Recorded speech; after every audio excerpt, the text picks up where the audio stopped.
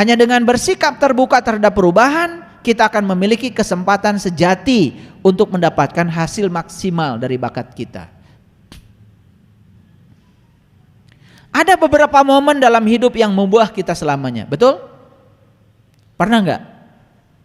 Selalu ada dalam hidup momen atau kejadian yang mengubah kita selamanya.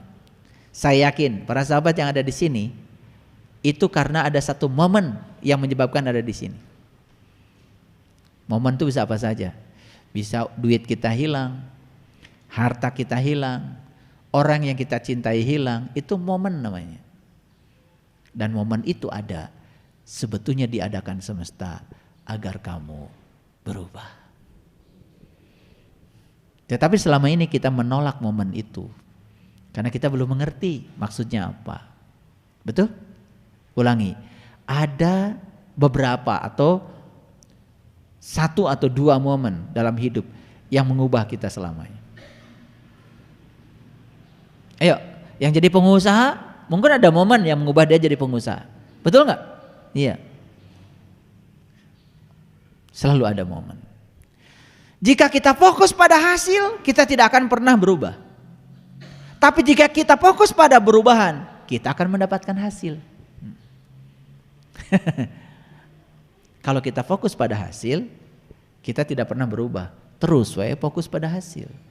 Tapi kalau kita fokus pada perubahan, hasilnya akan kita dapat. Fokus pada perubahan berarti fokus pada proses pada saat kita mau mendapatkan hasil. Ya, oke. Hidup adalah tentang perubahan. Terkadang menyakitkan, terkadang indah. Dan sebagian besar waktu adalah dua-duanya. Setuju? Ulangi lagi. Hidup itu tentang perubahan. Kadang menyakitkan, kadang indah. Nah, sebagian besar waktu isinya apa?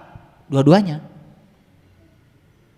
Jadi sebetulnya menyakitkan dan indah itu akan selalu hadir. Ternyata kesedihan dan kebahagiaan itu serumah. Tahu? Di ruang tamu ada kebahagiaan, di kamar sudah menunggu kesedihan. Saima. Sadar bahwa dua-duanya serumah. Jadi apa yang mau kita tolak? Serumah. Mengkhawatirkan sesuatu yang tidak dapat kita ubah selamanya akan menjadi pemborosan terbesar waktu kita. Itulah selama ini kita memboroskan energi dan waktu hanya memikirkan sesuatu yang jelas-jelas teu bisa dirubah. Tanu nyarari hate teh. Ngabeakeun energi dan waktu. Ada enggak orang nyeri hati, sakit hati karena masa depan? Ada? Makanya tong minang teuing ningali foto.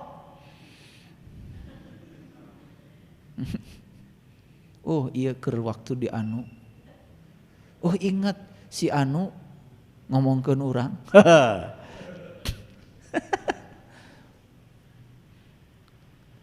Makanya kalau saya bersyukur waktu kecil saya nggak punya foto. Rek sanu motona. Makanya saya tidak ada kalau ditanya apa kenangan waktu kecil, nggak ada. Coba keur ngalasuluh di foto, sedih kan?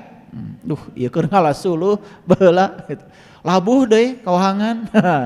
Sedih, makanya alhamdulillah saya mah tidak punya foto masa kecil. Makanya saya lihat masa sekarang aja. Saya juga jarang-jarang lihat album gitu. Beda ya dengan ibu-ibu. Bukan. Terus dibukaan teh baeud deh. Salah sorangan dari tinggalian wae. Ya. Kamu saya tidak terlalu tertarik ya untuk menyimpan foto. Ya kecuali Kang Dadan. Karena harus ada arsip. Kalau saya di sini nggak ada foto. Nggak ada. Udah foto milad yang lalu udah pupus. sekaliwat. Gitu. Tapi kalau bagian dokumenter mah perlu, ya. Mengkhawatirkan sesuatu yang tidak dapat kita ubah selamanya akan menjadi pemborosan yang terbesar. Apa yang tidak bisa kita ubah? Masa lalu. Kemarin saya pintar, jadi saya ingin mengubah dunia. Hari ini saya bijak, jadi saya ingin mengubah diri saya sendiri. Itu bedanya orang pintar dengan orang bijak. Jadi orang yang suka ingin mengubah dunia tuh pintar, tetapi belum bijak. Karena orang bijak tidak pernah mengubah dunia, dia ubah aja dirinya ke dalam. Gitu. Kira-kira kalian termasuk pintar atau bijak? Iya, ditanya mah pasti jawabannya bijak. Pengen mengubah situasi di rumah, hayo we keluar, nitah pagawean teh. Lain mere contoh, kaera. Makin besar perubahannya, makin banyak orang yang akan menolaknya. Setuju? Makanya saya itu sebenarnya sekarang sedang mengubah kalian. Tapi kalian tidak merasa sedang diubah oleh saya.